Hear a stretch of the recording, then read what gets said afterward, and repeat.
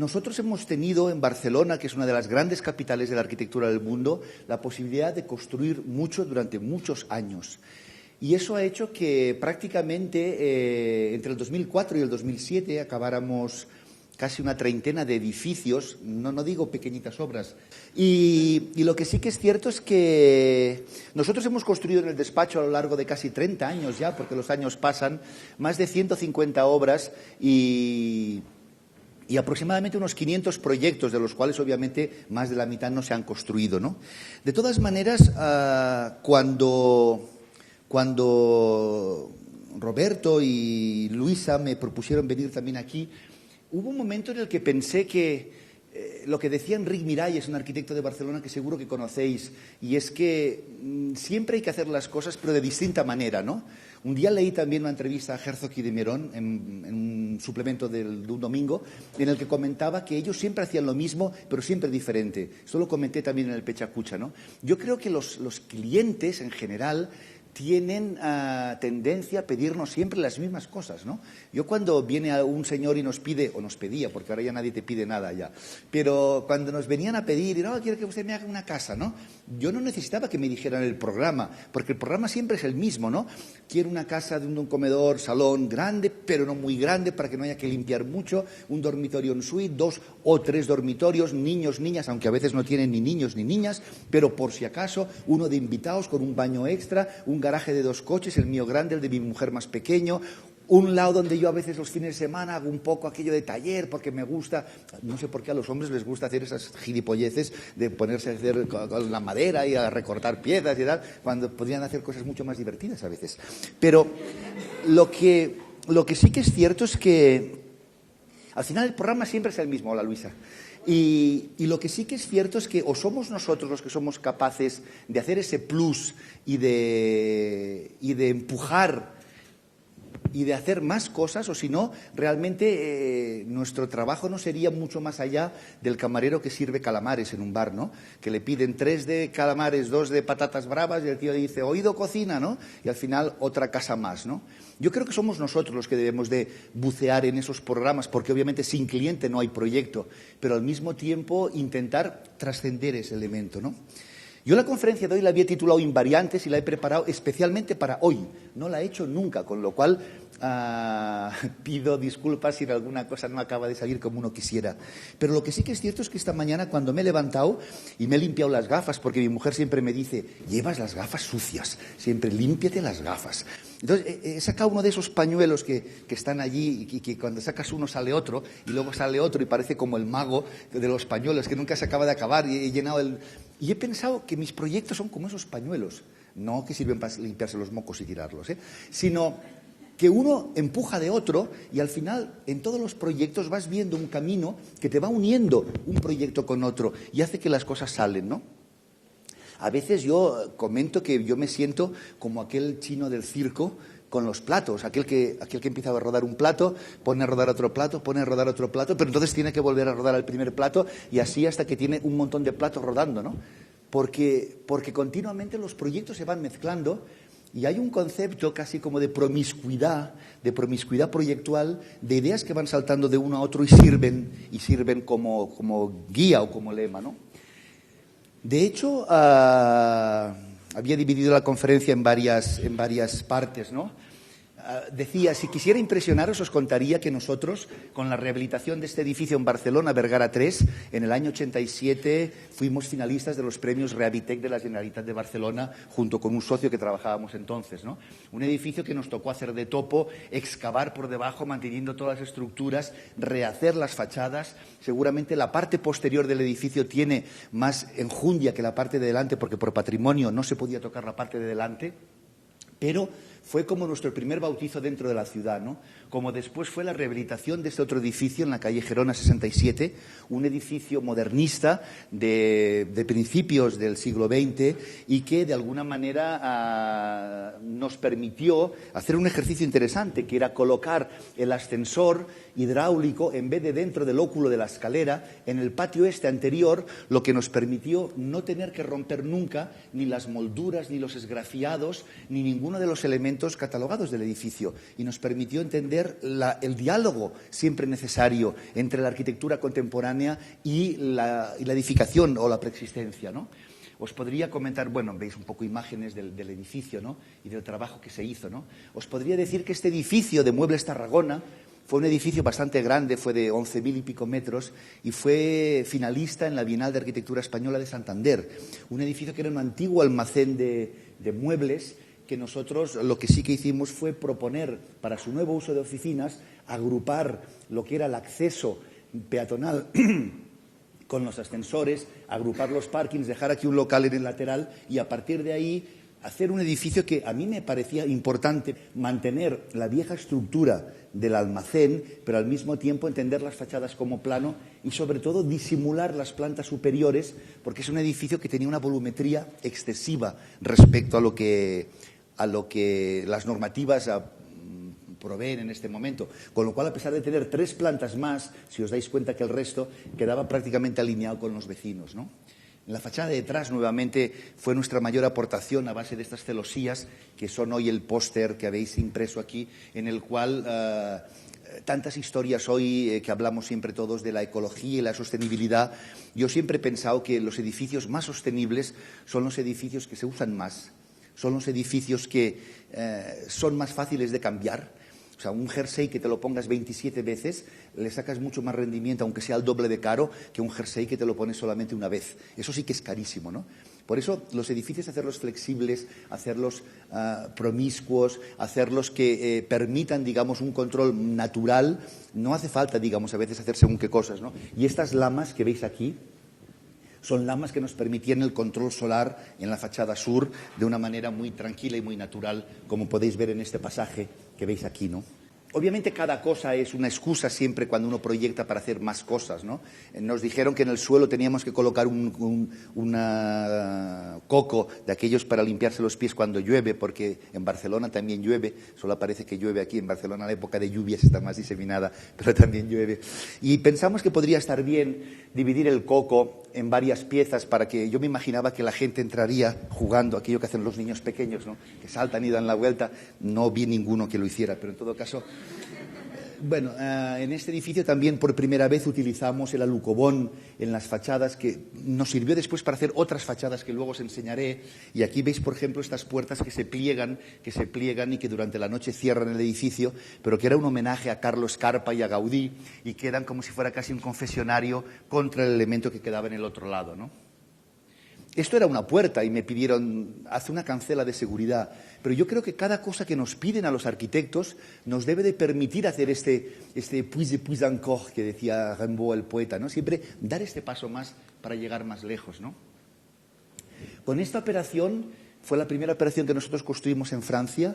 Fuimos en el año 93 el primer equipo no francés que ganó el primer premio nacional de vivienda social en Francia. Era una operación de viviendas HLM, que llaman en francés, Habitation Louée Modérée, y que de alguna manera intentó siempre, lo que ayer comentaba yo con mis alumnos del grupo que han escogido nuestro trabajo, ¿no? Intentar siempre potenciar las vistas en diagonal dentro de las viviendas, porque potenciando las diagonales hacemos que el espacio parezca mayor, aun siendo pequeño. Hacemos que, obviamente, lo que es la diagonal es la hipotenusa, te permite estirar el espacio cuando muchas veces no tenemos ese espacio, ¿no? Aquí veis la obra en construcción, la obra acabada, son una obra muy antigua, fotos todavía antiguas, pasadas a papel, escaneadas, ¿no? Y en un cierto momento, y hay imágenes de hace apenas 2 o 3 años que fui a revisitar el edificio porque me invitaron a dar una conferencia y me hizo ilusión ver que un edificio que habías construido hace casi 25 años o 22 años estaba muy bien cuidado, siendo una obra de vivienda social en un barrio bastante conflictivo de las afueras de esta ciudad que se llama Toulouse, ¿no? Las lamas perfectamente conservadas, ¿no? Las lamas siempre ha sido un elemento que a nosotros nos ha ayudado mucho a apostar por una característica que ayer también les comentaba a los alumnos en el grupo, que es la abstracción. La modernidad, querámoslo o no, está unida a un concepto de abstracción y tradicionalmente proyectar una fachada para un arquitecto ha sido siempre abrir agujeros en un muro. El agujero puede ser vertical, más horizontal, puede tener balcón, puede ser una puerta. Hay miles de variantes de puertas, pero en el fondo una puerta y unas ventanas te exigen entender algo que se llama composición de cómo planteas una fachada. Unas lamas te permiten esconder seguramente lo que hay detrás y apostar por este lenguaje neutro que yo creo que lo hace más contemporáneo, y obviamente ser contemporáneo es algo que nos ayuda a entender nuestro trabajo como arquitectos, ¿no? Podría decir que con esta casita pequeñita en Guarans es otro pueblo de Francia, fuimos uno de los 4 proyectos construidos por arquitectos catalanes en el extranjero que recibimos un premio muy importante en Barcelona, que era el premio Arcatmon, que era premios para los arquitectos catalanes que construyen en el mundo, fuera de España, en este caso, ¿no?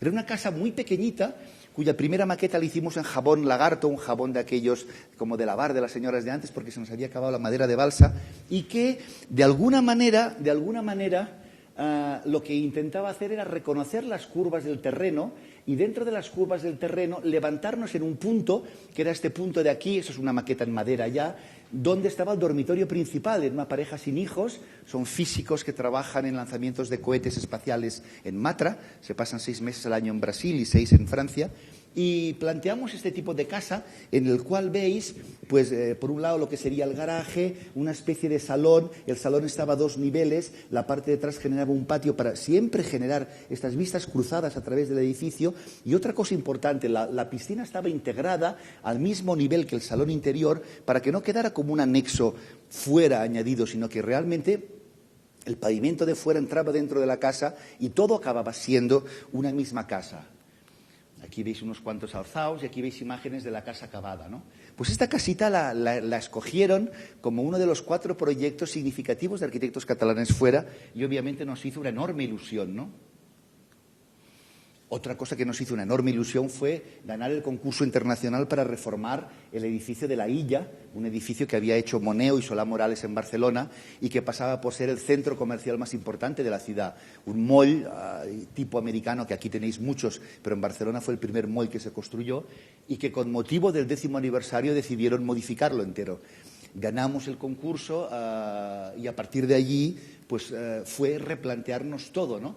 ¿Qué es un centro comercial? O sea, yo entendía que cuando Moneo hizo este centro, todas estas luces, porque tenían bajo consumo y estos globos de colores, a él no le gustaban nada. Y la verdad es que nosotros planteamos una reforma integral a base de un sistema de lamas que permitía un mantenimiento casi cero de las instalaciones, que es algo muy gravoso cuando uno hace malls y centros comerciales.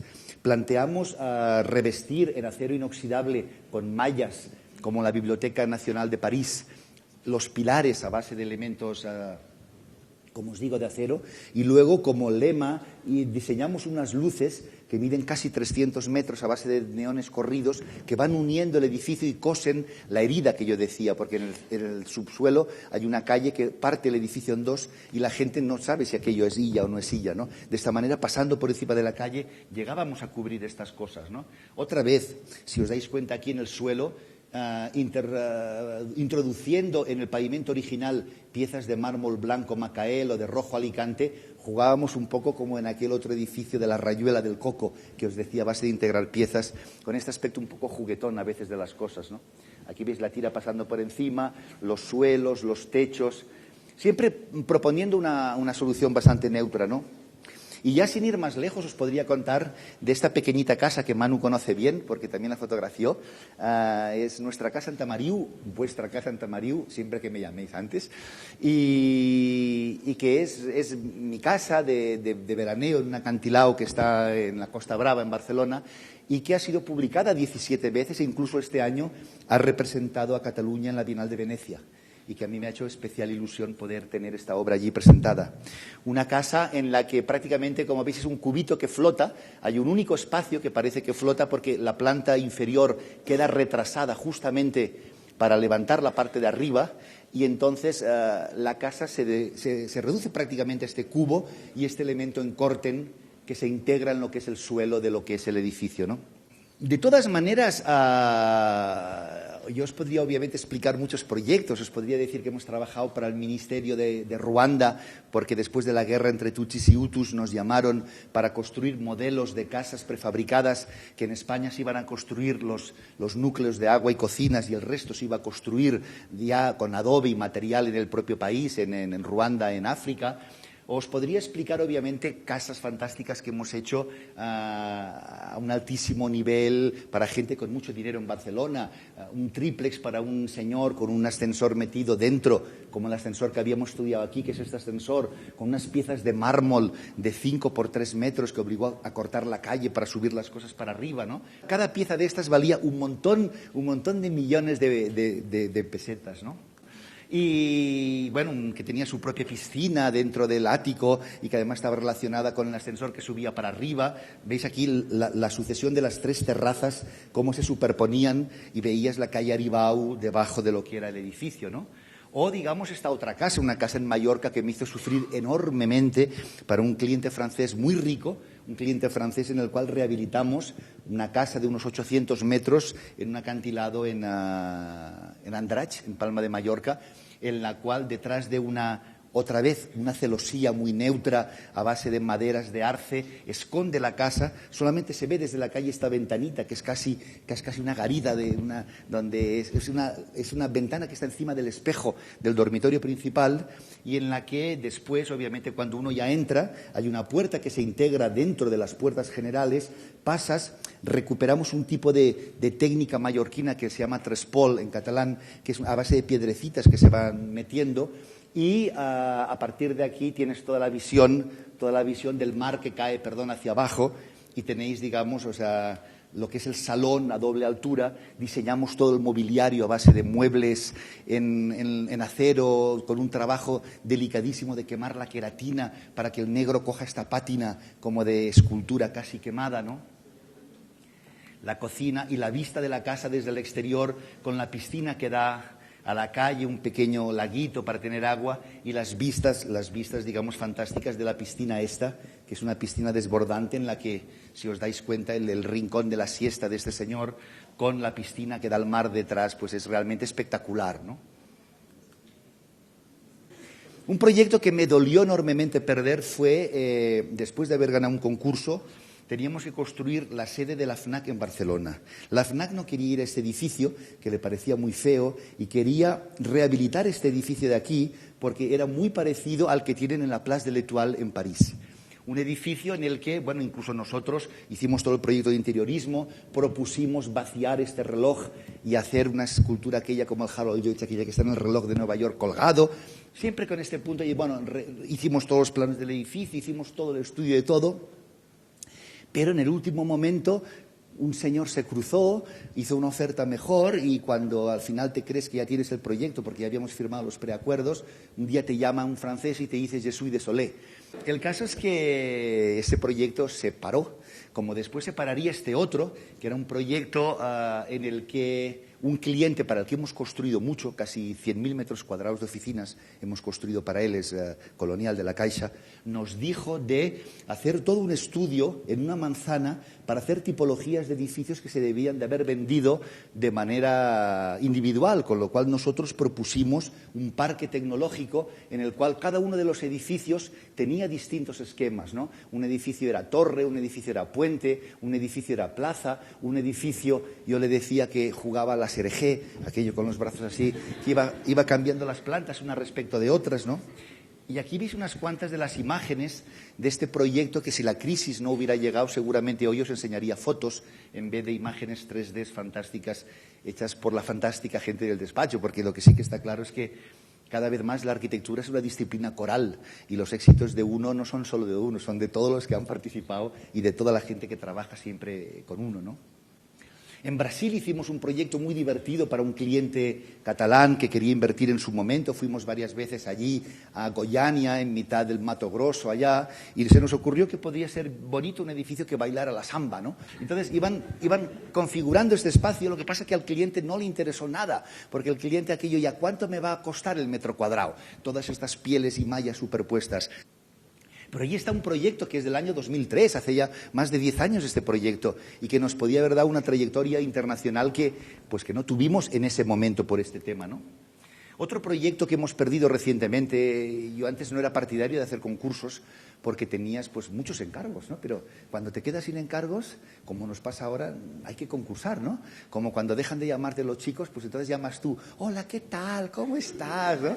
Aquello, ¿y cuánto tiempo? Ay, es que el otro día pensaba en ti, ¿no? Entonces, te tienes que venderte, pero sin parecer que te vendes, ¿no? Que, hola, ay, es que tengo un... Dice, tengo un calor últimamente. Hicimos este proyecto que era muy divertido, era un proyecto para hacer una mediateca. En Francia, yo siempre digo en broma que uno puede vivir de perder concursos, cosa que en España a veces no vives de ganarlos, ¿no?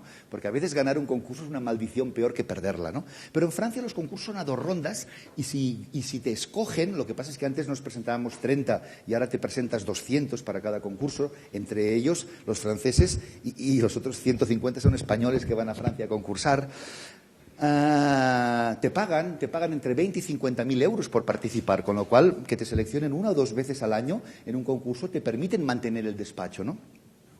Esta era una mediateca en la cual teníamos que reutilizar este edificio antiguo, un edificio que existía y al que había que añadirle uno nuevo, y nosotros siempre pensamos que el diálogo entre lo nuevo y lo viejo es importante sin dejar de ser contemporáneos, con lo cual pensamos que esta era la gran ventana del auditorio, desde el cual tenías además vistas a los Pirineos, y aquí había un pasaje que te permitía cruzar y relacionar la ciudad. El edificio se integraba volumétricamente muy bien y a nivel de colores muy bien con todo lo que era el paseo, y si os dais cuenta en la planta teníamos esta galería, estas gradas que atravesaban lo que era el antiguo Boulevard de las Murallas, llegabas hasta la Plaza Saint-Jean, teníamos el auditorio que aprovechaba la propia pendiente del terreno que iba subiendo, y en la parte de detrás tenías ya lo que eran los equipamientos y la antigua casita que rehabilitábamos, ¿no? Aquí, bueno, no voy a explicar las plantas porque esta es una conferencia general, no de unos cuantos proyectos, ¿no? Pero aquí veis un poco la idea, ¿no? Utilizábamos el proyecto viejo, nos lo metíamos dentro de nuestro nuevo proyecto. Con nuestro proyecto dábamos una nueva lectura a todo lo que era el edificio y a partir de aquí trabajábamos con la topografía del terreno, trabajábamos con la permeabilidad visual, siempre proponiendo estos espacios que se comunican unos con otros, ¿no? Y yo creo que hicimos un proyecto bonito, lo que pasa es que al final, bueno, fuimos entre los 3 seleccionados, nos pagaron, pero al final cuando pierdes y te ves tan cerca, te da mucha rabia, ¿no? Porque cuando ya te han seleccionado, entre 160 escogen 3, dices, ya está, ¿no? Y al final no está. Al final se escapa como el venado en el campo que vas a cazar, ¿no? Perdimos también este proyecto, que era una propuesta para hacer en este local de aquí, un sitio en Lanzarote, una isla de las Islas Canarias de España, el nuevo Museo de la Biodiversidad Marina, ¿no?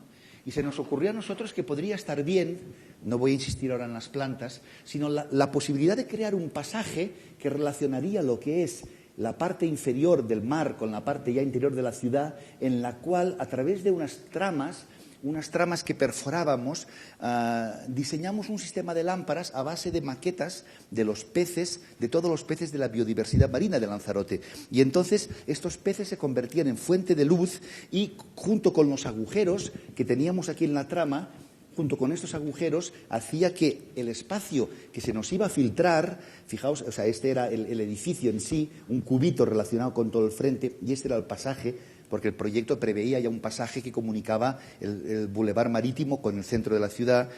Proponíamos este sistema que, como veis, de alguna manera, las planchas metálicas perforadas daban un ambiente como de burbujas, como si estuvieras en un acuario, ¿no? Y entonces, dentro del glu, glu, glu de los pececitos que iban pasando por allá, ¿no? La luz que se nos generaba era esta. Y al mismo tiempo, estos elementos que estaban aquí, que formaban los peces, eran los distintos peces de la biodiversidad marina, ¿no? Perdimos también últimamente, solamente en este último año hemos perdido 8 concursos internacionales. Este nos dolió mucho porque era la nueva terminal de ferries de Helsinki, en Finlandia, en la cual nosotros propusimos diseñar un edificio, casi topografía, un edificio que después se iba integrando con el verde en todo lo que era la montaña y al mismo tiempo se iba disolviendo, nosotros le llamábamos los dedos, se iba disolviendo en torno a lo que era el frente del puerto de Helsinki, allá en Finlandia. Yo creo que era un proyecto un poco fantasma, también os lo digo, pero como Snoeta había ganado en Oslo un proyecto muy parecido con el tema de la nueva ópera, pensamos que les podría gustar y entonces intentamos hacer esta especie de guiño de ojo que no nos salió. Tantas veces pasa que no salen las cosas, ¿no? Este es otro proyecto que perdimos, un instituto que hicimos en Almería y que tampoco me extenderé, un instituto a base de volúmenes, de clases, era un instituto de secundaria con las pistas, el gimnasio, la parte deportiva. Y este es un concurso que me dolió especialmente, sobre todo porque es el último, porque siempre, esto es como en el amor, que aquello que dice que un clavo saca otro clavo, ¿no? El último es el que más duele, el que has perdido hace 10 años, al final ya ni te acuerdas cómo se llama, ¿no? Era en mitad del campo en Francia. Francia, bueno, el paisaje rural es una cosa de este tipo, con arbolitos, casitas, tejaditos estos de Heidi, abuelito dime tú, con las tejitas y bueno, este tipo de arquitectura están acostumbrados, ¿no? Entonces nos proponían hacer un edificio que era instituto de secundaria, primaria, una maternelle que llaman ellos, los equipamientos, las pistas deportivas que cuando no haya escuela pudieran ser para el municipio, por aquello de optimizar los usos, ¿no? Y nosotros propusimos construir una pasarela que se levantaba, dejaba aquí la zona de parking de profesores, construía aquí una especie de arco tensado y en torno al arco tensado tenía aquí el patio de la maternelle delante, el patio de los mayores detrás y recuperaba la azotea en una cubierta plana, casi como si fuera una pista de cross o de footing, que nos permitía de alguna manera entender este edificio de una manera tensa, digamos, como un arco que al mismo tiempo protegía, porque los niños pequeñitos en este punto de aquí estaban rodeados por una valla que los protegía y también decíamos que tenía el proyecto la tensión del arco, pero al mismo tiempo el abrazo de la madre, ¿no? O sea, y yo podía entender que estos elementos de aquí eran casi los brazos que iban a abrazar a los niños más pequeños del pueblo que estaban protegidos y rodeados por el propio edificio, ¿no? Aquí veis un poco el ambiente con estas pasarelas, un poco Pampulla, Oscar Niemeyer, con los edificios muy contemporáneos y sobre todo con esta imagen potente de círculo que ataba todo el edificio, ¿no? Al final el jurado era el carnicero, el boticario y el de la panadería, porque es un pueblecito de 40 habitantes y vieron esto y les dio mucho miedo porque dijeron que era muy moderno, que esto cómo se lo iban a imaginar allí integrado en el pueblo, ¿no? Y este no es el último concurso, pero este me ha dolido menos. Este es el concurso que organiza la Fundación Barragán en México, en Tacubaya, en el DF, para construir los nuevos archivos anexos al edificio que construyó Barragán para sí mismo como casa, ¿no? La casa de Barragán está aquí. Este es un nuevo edificio de ampliación de museo que ha hecho el sobrino de Carlos Slim, un señor que seguro que os suena por el nombre. Y detrás propusieron a nivel internacional un concurso en el que nos presentamos 300 y obviamente perdimos. Y bueno, era una especie de pieza triangular que hablaba con la parcela, donde proponíamos de alguna manera con un muro cortina reflejar el jardín, ampliar el jardín que quedaba y era un elemento para hacer cócteles, museos y cosas, ¿no? En todo caso, pasamos ya a la parte central de la conferencia, lo que yo llamo invariantes, ¿no? Los primeros proyectos que uno hace, por eso son tan importantes, encierran las claves de los proyectos posteriores que uno va a hacer. Entonces, a veces yo tengo la sensación que aunque digo que hay que hacerlo distinto, siempre estoy haciendo lo mismo, solo que soy medianamente listo como para que no se me note, ¿no? Pero es verdad, digamos, uno hace una cosa y le da la vuelta y la cambia. Esta fue nuestra primera casa, un encargo en San Feliu de Codines, os hablo del año 87, han pasado ya, no habéis nacido seguramente casi ninguno de los que estáis aquí, yo ya era arquitecto desde hacía 4 años y por primera vez después de 4 años de acabar la carrera tuve mi primer encargo, ¿no? Con el cual te lo tomas con una ilusión tremenda, ¿no? Hicimos un proyecto de casa que se iba articulando en el paisaje, el dormitorio de los padres arriba, abajo estaba los dormitorios de los hijos abajo, aquí ibas aprovechando un poco como en la casita de Guarans que habéis visto antes. Veis un poco aquí las plantas con estas geometrías triangulares muy a lo Enric Miralles. Yo entonces trabajaba con Enric en su despacho durante 3 años, ¿no? Y en un cierto momento, la clienta, cuando fuimos con la maqueta y le enseñamos cómo la íbamos a integrar abajo, dijo que no, que ella quería la casa arriba, porque ya que se gastaba el dinero, quería que la casa se viera desde la calle. Porque claro, si la casa la poníamos abajo, parecería que no han hecho nada. Y ellos querían enseñar lo que habían hecho, esa cosa psicológica de la gente que como arquitectos tenemos que saber e interpretar. Esta versión acabó convertida en esta, que obviamente no tiene nada que ver, era una casa, una única pendiente, una casa en sección que como el terreno era mucho más plano ahí, a pesar de eso iba bajando, generaba aquí el dormitorio de los padres, aquí quedaba el dormitorio de los hijos, que eran estos dos compartiendo un baño, y aquí había un doble espacio con la escalera, y este era el dormitorio de los padres, el closet, vestidor, el baño, que podías acceder desde el dormitorio y desde el closet, y el doble espacio que daba esta ventana, ¿no? Esta casa que veis aquí, una casa que se construyó, apenas tenía una única ventana desde la calle, que era esta, detrás de unas lamas. Fue mi primer edificio construido, os hablo de hace ya 87, 97, o sea, 25, 26 años, ¿no? Y veis un poco aquí el doble espacio, con la chimenea, con la escalera que se pliega, con la valla, con los elementos de todo elemento, ¿no? Y sobre todo esta ventana, que yo quería referirme a ella, porque yo intenté, o sea, Enric Miralles, lo voy a citar alguna vez, porque para mí fue mi referencia a la hora de empezar a proyectar, siempre decía que un buen proyecto se explica cuando todas las escaleras son una única escalera. Y le gustaba decir que todas las ventanas son una única ventana, ¿no? Y a mí ya me gustaba eso también, ¿no? Porque cuando uno va vestido de negro, como todos los arquitectos, ¿no? Que van todos de negro, que parece que son aquí, van siempre aquí como con el botoncito. Luego os explicaré un chiste pero luego. Y claro, digamos, el hecho de reunir todo, si tú vas todo de negro, todo de rosa o todo de amarillo, no te equivocas, porque lo que es difícil a veces es combinar las cosas, ¿no? Y uno pensó, bueno, ya está bien, hacer una única ventana donde daba la terraza, el dormitorio de los padres, los distintos dormitorios, pero es que después, esta ventana de ese edificio, de manera inconsciente, yo me la he vuelto a encontrar en este edificio de Barcelona, en la cual era una única ventana a la que por detrás le pasaban muchas cosas que ahora no os voy a contar, ¿no? Y también esa ventana me la vuelvo a encontrar en esta ventana de aquí, que es una ventana de un edificio que hicimos en el centro de Barcelona, de oficinas, en diagonal Rambla Cataluña, en aquello del centro, lo que los comerciales de propiedades ajenas, yo digo que I'm the prime, ¿no? Porque todo lo dicen en inglés, ¿no? Pero bueno, fijaos que de alguna manera las tres plantas de este edificio se leen como una única ventana, todo el resto es ciego y apenas, digamos, yo le hacía la broma al cliente que la marquesina que había aquí era una de estas ventanas que un día de viento se había caído, ¿no?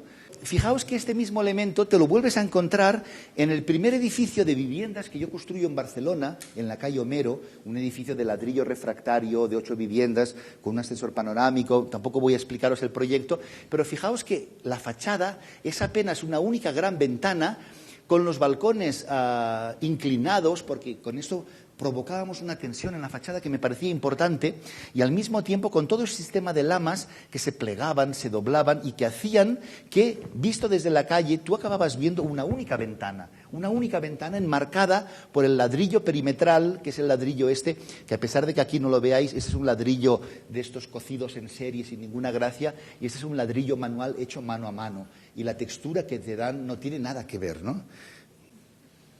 Veis aquí las lamas que se pliegan, las lamas que se corren, la barandilla muy ligera por delante, e incluso esta especie de filtro que desde las cocinas te permitía leer esta escalera, que no es tan distinta de aquella primera escalera que habíamos hecho en el chalet que os he enseñado antes, ¿no? O estas fachadas del edificio que antes os he enseñado, de Muebles Tarragona, que fue muy premiado, en el que la imagen de día y la imagen de noche os da la sensación de esta especie de toda la fachada ya convertida en una única gran ventana, ¿no? O este otro edificio, un edificio que hicimos en Barcelona, en la calle Riera San Miquel. Yo aquí pensé que podía estar bien construir un pasaje que desde la calle accedías a las viviendas por detrás, pero en cambio toda la fachada era una fachada neutra. La única ventana que se ve es esta ventana que es la tarja de la escalera. Aquí detrás hay 5 viviendas que tú desde aquí no las ves, pero que en un cierto momento, aquí bueno puedes ver la planta, hay unas viviendas que dan a la calle y un pasaje, y unas viviendas con jardín que dan detrás. Pero lo que sí que me parece interesante es que esta sección, que es casi como de chaletito, fijaos que hay un cierto momento en el que las piezas se abren y por detrás van apareciendo como los calendarios de Adviento, los chocolatines de la gente que vive dentro, ¿no? Y era bonito, o creo que es bonito, entender cómo una fachada se puede transformar, casi en un ejercicio de transformismo, en otras muchas cosas, ¿no? ¿Veis aquí esta fachada a base de listones de madera contra una plancha Robertson negra que está por detrás? Esta es la fachada trasera, en la cual un poco por un ejercicio de honestidad, intentabas explicarles que lo de fuera era solamente un velo, una combinación transparente que habías añadido sobre una fachada, porque todo el edificio es una cajita metálica negra, pero al mismo tiempo después, bueno, esto es la parte de detrás con las lamas correderas y, bueno, obviamente nosotros nos gusta mucho diseñar el interior de los edificios porque es lo que hace que la cáscara y el huevo tengan que ver, si no al final uno abre el huevo y le sale una cosa que no sabes al final qué es. Pero también un poco con ese mismo principio de las lamas, de disimular los edificios, si os dais cuenta, detrás, aquí es una promoción de viviendas que hicimos en Sabadell, veis también, digamos, esta especie de edificio hermético, pero que en algún momento estas persianas se pueden llegar a abrir, le pueden llegar a pasar cosas. Y al final, desde dentro, veis un poco el mecanismo, cómo las piezas son piezas triangulares que flotan respecto de unos carriles exteriores y te permiten también por dentro las correderas abrir y generar esta transición de un edificio que, por un lado, cuando la ciudad es ajena y cuando la ciudad es hostil, cierras los elementos y te miras a ti mismo y entonces generas dentro de lo que es el edificio, en este caso un patio de colores, porque cada planta era de un color diferente, ¿no? Y al mismo tiempo intentaba generar ese ambiente más divertido, porque como fuera una caja negra, yo le decía al cliente, esto es como la Kaaba, como la piedra esta negra sagrada de los musulmanes. Pero cada vez la gente, hostia, es árabe el proyecto, ¿no? O digamos, este sistema, como os decía, de las lamas que se tal, para un piso que hicimos en Barcelona, justo encima de nuestro despacho, fijaos que aquí este mueble también tiene lamas de arce y en un cierto momento este mueble se abre, igual que la fachada, o sea, ¿qué os quiero enseñar con esta imagen? ¿No? Obviamente os podría enseñar muchos edificios y interiorismos que hemos construido, ¿no? Pero os quiero enseñar que al final uno acaba tratando el mueble de la misma manera que trata la fachada de un edificio. Porque al final todos son problemas de cambios de escala, pero la relación de lo que uno tiene que hacer es lo mismo, ¿no? Cuando uno va a cazar conejos o cuando uno va a cazar bisontes, tiene que tener algo que dispare. Lo que pasa que son distintas cazas, ¿no? Pero es un problema de escala, pero al final la actitud del cazador no es muy diferente, ¿no? O bueno, digamos, esta casita, que es otra de las tantas que nos ha parado la crisis, ¿no? De un cliente francés que quería una cosa como muy griega, de cubitos. Este es un proyecto nuevo de este año pasado y que obviamente se quedó parada. Os enseño los primeros 3Ds volumétricos, ¿no? Porque llegó la crisis. O esta casa que Manu conoce muy bien, son dibujos suyos, de otra casa que evidentemente la gente te encarga pero después no te paga. Pero bueno, en el fondo cuando uno ve estas cosas, ve que de aquella primera casita surgen muchas cosas, ¿no? Las tramas, las celosías, la manera de componer las cosas, la abstracción, la propensión a buscar diagonales, ¿no? Cuando yo hicimos el proyecto de Toulouse, tenía en la cabeza este primer proyecto, que es un proyecto que hice a medias con Enric Miralles, en el cual, con unas parcelas rectangulares, buscábamos la diagonal y hacíamos que las casas fueran triangulares. Ayer con Rudy está por aquí, ayer con Rudy pretendía introducir la diagonal en su planta de edificio, ¿no? Y yo le decía un poco, si usas la diagonal tienes que ser radical. Porque en la vida, cuando tomas según qué decisiones, luego no puedes ir a medias, ¿no? Aquello de solo la manita, ¿no? No, o te mojas o no juegas, digamos, ¿no? Y entonces, bueno, este primer proyecto de viviendas colectivas que hicimos con Enric Miralles, para nosotros fue la base. Aquí un poco veis cómo digamos, la parte construida era esta, estaban las cocinas, los salones, esto eran jardines que se iban articulando, pero al final, Rudy, si te acuerdas un poco lo que ayer hablábamos, el esquema aquel que te dibujé, sale de aquí, de un pequeño dibujo que hicimos en el año 88. Pero sigue en el disco duro y uno lo recuerda y a partir de aquí, en Guatemala y 25 años después, lo recupera para un proyecto de un alumno, para poderle comentar cosas, ¿no? Veis aquí la planta de la vivienda triangular, con el salón, el comedor, la cocina, el baño, el lavadero, los dormitorios con puertas correderas que te permiten entender la diagonal.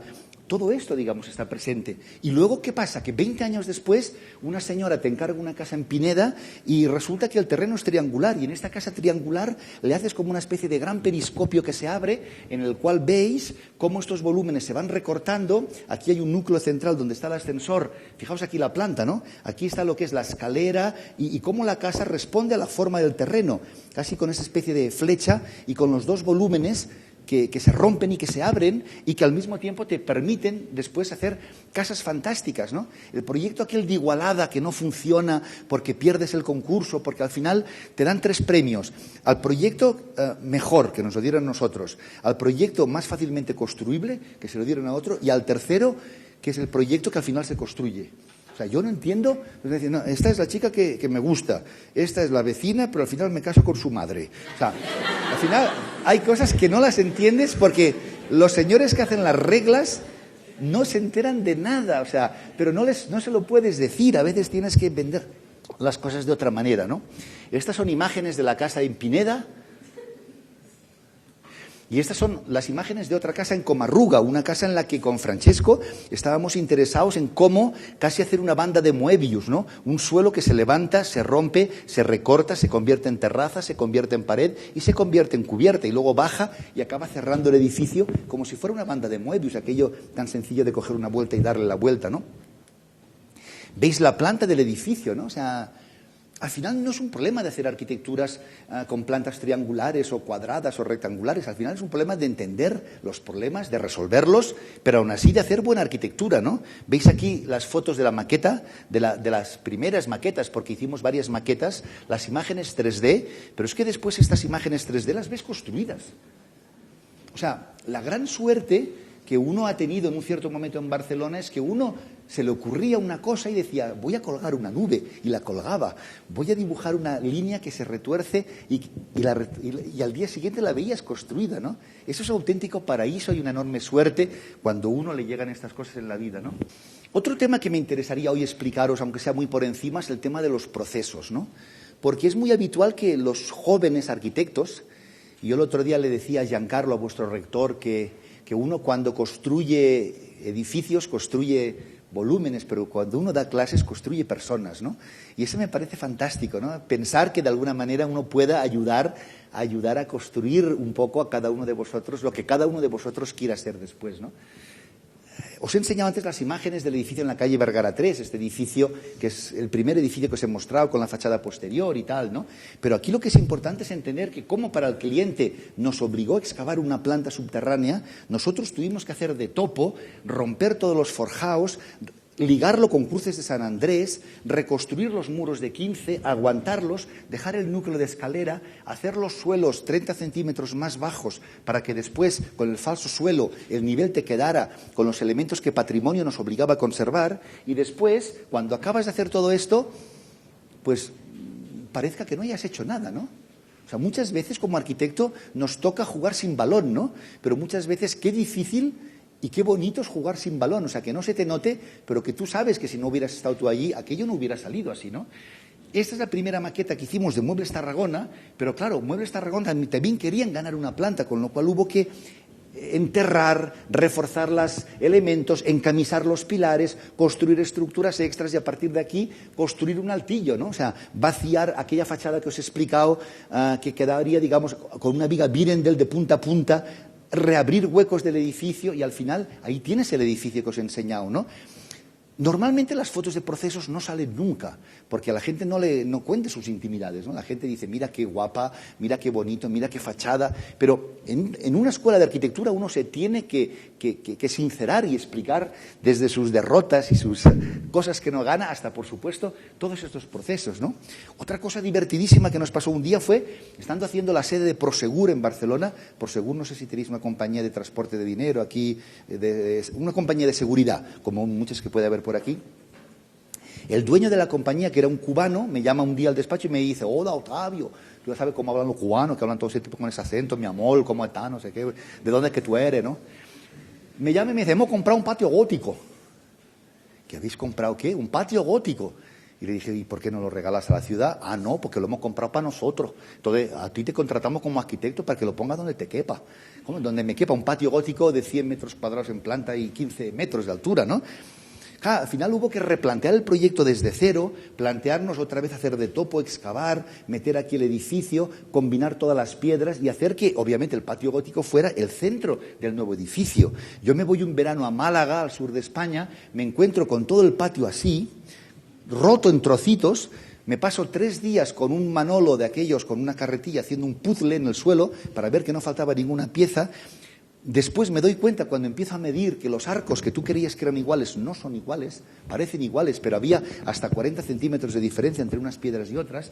Tuvimos que enumerar todas las piedras, encajar el puzzle como si fueran los huesos de un muerto, construir cimbras, que las cimbras parecían todas iguales, vaciar el edificio, construir los elementos autoportantes y a partir de aquí luego resulta que tienes un patio montado espectacular, pero que lo que es curioso es realmente el proceso, ¿no? Y sobre todo a mí lo que me importaba es cómo integrar esta especie de joya del siglo XVI, es un patio del 1500 y pico en Barcelona, con los elementos, con lo cual me dediqué a hacer la arquitectura más neutra que sabía, con cristales siliconados a testa, con piezas de acero inoxidable embebidas en la pared, revistiendo pilares de inox para hacerlos desaparecer, buscando unos perfiles que en aquel momento fueron súper novedosos, porque solamente se había iluminado con Agabekov la fachada del Louvre en París. El segundo edificio de todo el mundo que se iluminó con Agabekov fue justamente este patio, ¿no? O esta misma casa que antes os he enseñado, la casa de Toulet, un señor que tenía una casita de estas autoconstruidas que podría estar en cualquier barrio periférico de cualquier ciudad de Guatemala, y en un cierto momento me dice, mira, el suelo es tan caro, tengo 2 hijos, quiero hacer dentro de mi parcela una casa para mi hijo y para mi hija sin moverme yo de la casa. Con lo cual yo voy a irme al sótano, quiero que me excaves una planta más, yo debo tener cara de topo, porque a mí la gente me hace siempre excavar por debajo de los edificios, todo lo que no se ve, ¿no? Y entonces, bueno, excavamos, le construimos este edificio, hicimos toda la estructura con ellos viviendo dentro, con ellos viviendo dentro. Y luego al final revestimos todo esto, nos inventamos el tema de la metáfora del ojo de Polifemo, porque esto era como el gran ojo, y aquí tienes la fachada, ¿no? O sea, esto que veis aquí es la cara que da la calle, esto que da aquí detrás es la fachada de detrás del edificio, una fachada de lo más neutra, y lo que habéis visto antes, aquella casita, era el origen que sigue quedando embebida como un caracol o un árbol, una ceiba de estas fantásticas que vi en Tikal el otro día, que va haciendo anillos en torno a la casa primitiva, ¿no? Y entonces, esta es la casa final, ¿no? El interior del espacio, con las bóvedas construidas a base de estructura metálica, como si fuera un gran caparazón, y el apartamentito aquí que le montamos a la hija, ¿no? O este otro edificio, un edificio que nos encontramos en un cierto momento cuando nos lo encargan en Barcelona, esta fachada que se aguantaba, querían hacer una clínica, no les cabía aquí los quirófanos, con lo cual hubo que excavar 3 plantas más, hacer un sótano para hacer todas las salas de mamografías, rayos X, quirófanos y todos los equipamientos técnicos de la clínica, y al mismo tiempo atirantar la fachada para que no se... Y luego pensar que además esto nos permitía añadirle aquí una planta y aquí añadirle 2, porque los edificios de aquí son más altos, ¿no? Y de aquí hicimos un proyecto en el que proponíamos, para que la remonta se integrara con el edificio de abajo, construir con estas lamas de acero Corten también las cajitas de las ventanas, para que no pareciera aquello un helado de 2 gustos, aquello fresa y chocolate, ¿no? Sino que la parte de arriba tuviera que ver con la parte de abajo. Y entonces incluso una de estas lamas bajaba y construía aquí, ¿no? Pues aquí vais a ver, bueno, no os cuento las plantas de la clínica, pero los muros pilotes, las excavaciones que hacemos, y en un cierto momento, digamos, cómo llegamos hasta el final y todos estos pilares que veis aquí son los elementos que tuvimos que hacer para aguantar la fachada, porque son unos macro pilares de metro por metro, ¿no? Y aquí veis las zapatas, los pilares y después todos los armados y parrillas que nos permitían ir subiendo el edificio, la caja dentro de la caja, el elemento de estructura metálica que se va ligando a cada una de las plantas a medida que va subiendo. Estas lamas que veis aquí, miden 8 metros de altura, o sea, cada una pesa 1,5 toneladas. Entonces, todo este proceso, al final, ¿a qué lleva? Lleva a construir esto, a construir esta cajita hermética. Este es el gimnasio donde, eso es una clínica para la Mutua Madrileña, que es una compañía de seguros de coches. Y aquí arriba es donde los accidentados de coche hacen ejercicios de rehabilitación. Entonces, desde aquí tienes unas vistas al mar espectaculares. Aquí veis la fachada iluminada, ¿no? La fachada en la que al final le propusimos al cliente que nos dejara recortar en el acero Corten las letras de la clínica Olivé Gumá, porque si no yo ya me veía que después de haber hecho un ejercicio de contención iban a poner aquí un letrero de... Y entonces, claro, veis las cajitas, cómo se van articulando, veis las lamas, veis estos cubos que van saliendo y que de alguna manera hablan y te permiten entender que todo tiene que ver, y veis esta imagen nocturna de la que yo me siento muy tranquilo y muy satisfecho, porque es un pedazo clínica al lado de Paseo de Gracia, en el centro de Barcelona, y yo creo que es uno de los edificios más contenidos y al mismo tiempo con más fuerza, ¿no? O sea, esta imagen a mí me deja perfectamente tranquilo de lo que yo quería decir aquí, ¿no? O sea, lo nuevo se une con lo viejo, le da una lectura diferente y lo viejo gana. O sea, como el librito que el otro día me regaló Giancarlo, ¿no? O sea, que la suma no da 0. Al final ganan todos, gana lo viejo y gana lo nuevo, ¿no? Y yo creo que eso es lo que tenemos a veces que hacer en nuestra vida también, ¿no? Hay un momento en el que vosotros aquí, en Guatemala o en América en general, tenéis un espacio fantástico. Tenéis terreno para hacer lo que queráis, ¿no? Pero Europa es un continente pequeñito, es casi una península de Asia. Por más que nos creemos muchas veces que somos el centro del mundo, cada vez somos más el centro de ningún lado, más que el centro de nuestras soberbias y de nuestros fracasos, porque la verdad es que en este momento no sé dónde vamos a acabar, ya no como continente, digamos, sino incluso como país. Pero en Europa tenemos, digamos, unas fuentes culturales que son básicas, ¿no? Ayer la cineasta Ana Carlos nos comentaba aquí en su conferencia que unos arquitectos de Guatemala hablaron con Wright y Wright les dijo: tenéis que mirar Tikal, tenéis que mirar vosotros mismos, nosotros no tenemos Tikal en Estados Unidos, ¿no? En Europa tenemos muchos Tikales, muchísimos Tikales, ¿no? O sea, Europa ha sido el campo de todas las batallas que os podáis imaginar, e incluso algunas nos equivocamos y las trasladamos aquí, ¿no? Y os hicimos partícipes de ellas, ¿no? La verdad es que cuando uno viaja y se encuentra con el Panteón en Roma y ve este óculo y ve la luz que se filtra y ve que llueve, uno no puede menos que quedarse impresionado, ¿no? Y al final, cuando uno ve Le Corbusier, o sea, yo estuve en el despacho de Le Corbusier, una vez ya Le Corbusier estaba muerto, pero aquello uno es un devoto y entonces uno va allí al despacho que tuvo en la calle Nungerse-Colly y llegas allá y ves esta escalera. Un buen día, proyectando yo esta escalera de otros apartamentos de aquellos del calendario de Adviento que os he enseñado, me di cuenta que en el fondo eran lo mismo, ¿no? Porque en el fondo uno está rindiendo homenaje a sus maestros, ¿no? Cuando yo veo estas escaleras que se pliegan, hay algún momento que a mí la sensación que me da es que una escalera es una máquina que te permite subir hacia la luz, ¿no? Y siempre que proyecto una escalera tengo en mente el Panteón de Roma, que no tiene nada que ver, porque de alguna manera yo creo que me ayuda a entender cómo se proyectan las escaleras, cómo la luz acaba siendo la luz y cómo se buscan todas estas cosas en el edificio, ¿no? Esta escalera es metálica y está tensada y no toca las paredes y fijaos, digamos, configura en aquel edificio que antes os he enseñado con las pieles metálicas de la Diagonal de Barcelona. Las claraboyas de arriba que aquí había estudiado en este edificio, hay un momento que después pasan a Prosegur. Esta escalera es de hormigón, pero tiene unos cajones de acero que nos permiten, digamos, usarlos como encofrado perdido y como encofrado visto, ¿no? Y esta escalera es de cristal. El cliente quería que las escaleras fueran, digamos, de cristal para verlas lo menos posible y le hicimos una escalera de cristal, pero que en el fondo también va buscando la luz, ¿no? La escalera del Virgin en Paseo de Gracia. Claro, cada edificio tiene otra escalera que es como una escalera de caracol que se retuerce y que te permite disfrutar de las azoteas en Barcelona, que normalmente solemos tener muy buen clima, ¿no? Esta escalera, que es casi como de piel de naranja, yo digo, es una escalera que se dobla en mitad del edificio de la Mutua de Barcelona, que es un edificio súper bonito, en el que rehabilitamos y revalorizamos lo que era el patrimonio histórico con estos elementos. O esta de Prosegur, que es casi, yo le llamaba la alfombra voladora, porque es una escalera de apenas 12 centímetros, a la cual se le superponen los peldaños de granito, pero recortados respecto a un lado, para generar como una zona de paso. O esta escalera, que es, le contaba antes a Roberto, la escalera de mi casa de Tamariu, en la que cada 2 peldaños se va convirtiendo en un estante. Aquí todavía estaban vacíos, hoy esto ya está llenísimo de libros de fotografía, ¿no?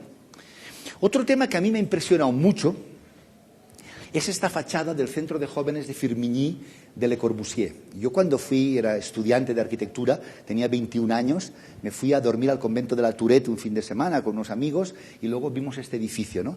Y la sensación de pasar por aquí abajo y ver que aquí el terreno iba cayendo, iba bajando y en cambio la fachada te iba acompañando hacia arriba, esa especie de embudo que se producía, a mí esa sensación de embudo ha sido algo que me ha marcado, yo creo, toda mi vida, porque siempre he estado queriendo construir embudos, ¿no?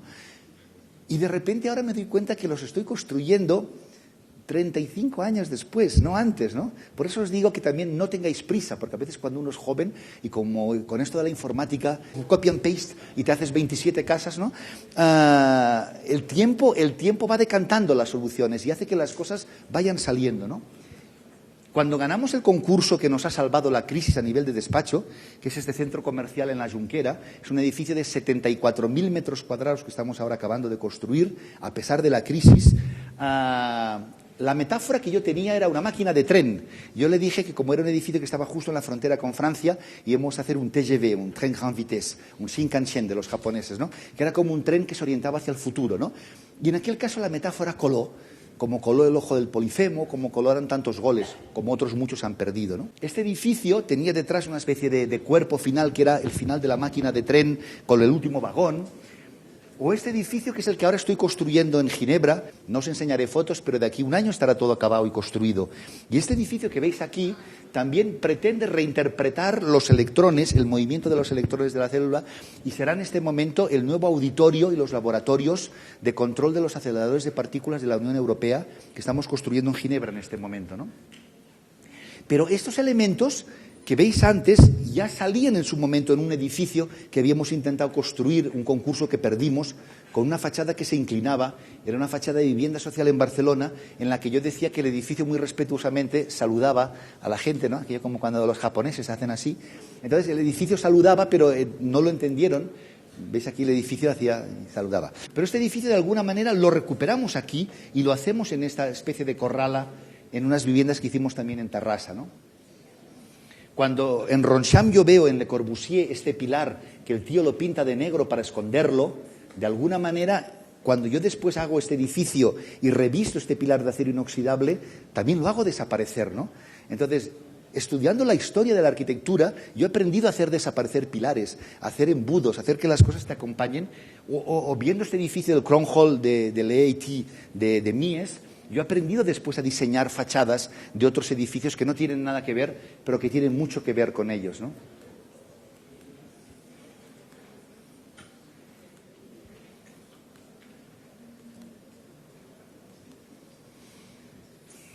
No me voy a entretener entre mis acuarios y mis peces, pero sí que, digamos, a este otro edificio, un edificio de oficinas en diagonal, que aquí el gran problema que tuvimos fue convencer al cliente que perdiera el 10% de los metros cuadrados, porque yo le decía que lo podría vender, como así fue, un 30% más caro. Porque a veces la gente te dice, me pierdes metros, ¿no? Porque los arquitectos siempre les perdemos todo a los clientes. Pero lo que sí que es cierto es que yo siempre les digo, ¿no? Que una cosa mucho más bonita se vende mejor y se coloca antes, ¿no? Y al final nosotros excavamos el edificio nuevamente, topo, vaciamos todo el centro, perdimos casi 500 metros cuadrados en el mejor sitio de Barcelona, pero al mismo tiempo convertimos todo esto en un bosque de bambús revestidos de acero inoxidable y nos permitió hacer uno de los edificios más espectaculares que hay en Barcelona y que hay montones de gente que lo va a visitar, ¿no? Con los ascensores panorámicos casi en plan Chicago que van recorriendo el edificio por dentro, ¿no?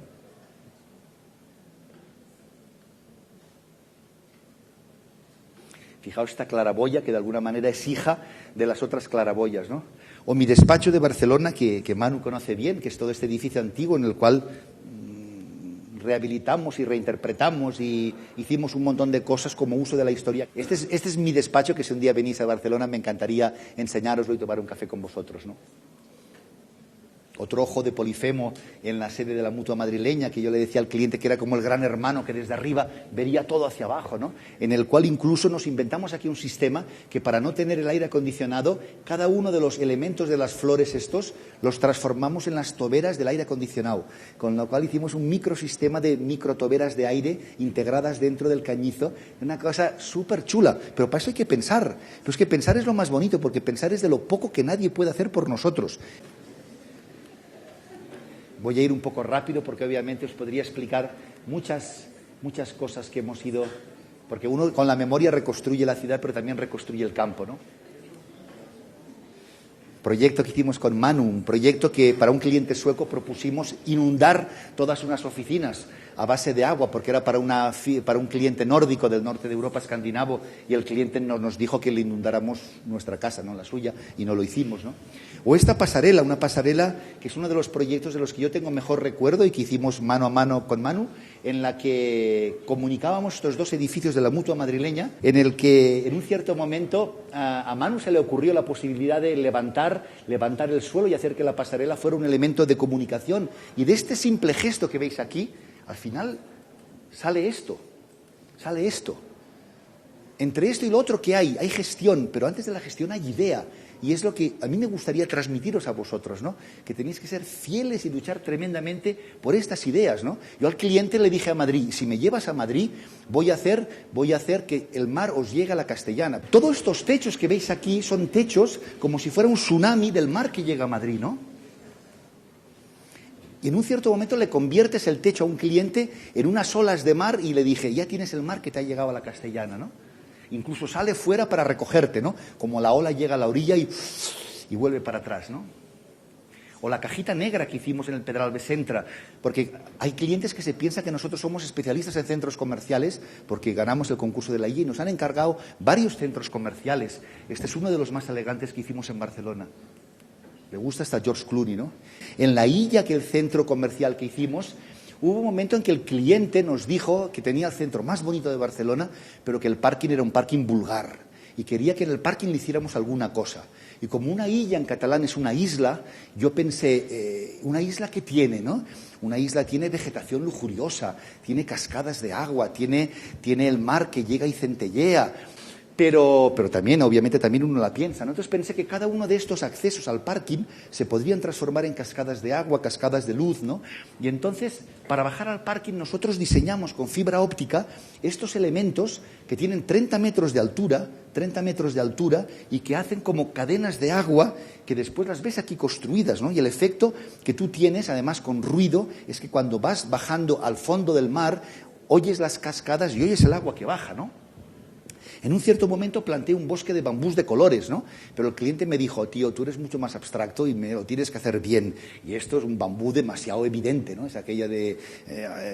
Y al final esto quedó en esto. En un dibujo que se nos ocurrió a base de unos bambús a 2000 voltios, utilizábamos los nudos de los bambús para colocar lo que eran los distintos elementos de los reactores, porque claro, estamos hablando de 2000 voltios de corriente. Estas eran las imágenes con las que le vendimos al cliente la idea y aquí los tienes construidos en mitad del sótano de la Illa, ¿no? Yo estuve en Harvard dando clases en el Providence, en el RISD, y aproveché para dar conferencias en muchos lados, ¿no? Y cuando estuve viendo esta capillita de Eliel Saarinen, vine aquí a rezar y vi cómo el sol se iba filtrando a través de un óculo que había en el cielo, otra vez el Partenón, y el Panteón en Roma, el Panteón, y la luz entraba e iba iluminando estas piececitas de cobre que iba haciendo como destellos dentro del propio altar, ¿no? Para el gran agujero de la Illa, llegamos a convencer al cliente de que nos dejara pintar de negro los parkings, con lo cual decía, y si hay accidentes, el nivel de luz, esto no va a funcionarnos y no sé cuántos y tal. Pero entonces le diseñamos estas piezas con 22.000 piezas de cobre que quedan suspendidas y que es el propio cliente, el propio tío que entra con el taxi o con el coche en el centro de la Illa, el que se va iluminando a sí mismo porque va iluminando cada una de las piezas de cobre cuando va girando. Esto, que es un recuerdo de una vez que estuve en una capilla de Saarinen en Estados Unidos, se acaba convirtiendo en este dibujo. Pensar que esto de aquí, vuelvo a decir, tiene 30 metros de altura. 30 metros de altura. Es una casa de 10 plantas. Tiene estos elementos que son 15 metros de ancho de piezas de inox colgadas desde arriba que duplican el efecto.